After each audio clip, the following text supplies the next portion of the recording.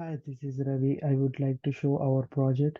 We created a machine learning model which is capable of predicting diseases on tomato leaf using images. We carried research on images with different dimensions, and the best models are validated using statistical tests, AUC ROC curve, and cross validation. After research, we found that SVM model with RBF kernel is best for predicting the future images. This current model is capable of predicting 9 diseases and healthy leaves also. We designed this interface for the users so that they can easily interact with the machine learning application. So this interface is designed using Python and Flask.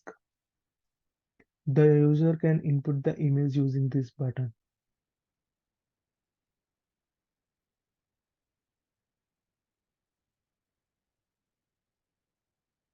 This is the input image given by the user, and this is the output predicted by my model.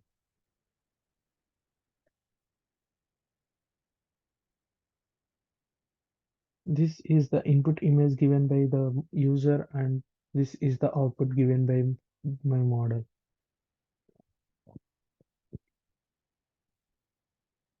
In future, we would like to extend this model to other crops, and also we would like to extend this model which can capable more tomato leaf diseases.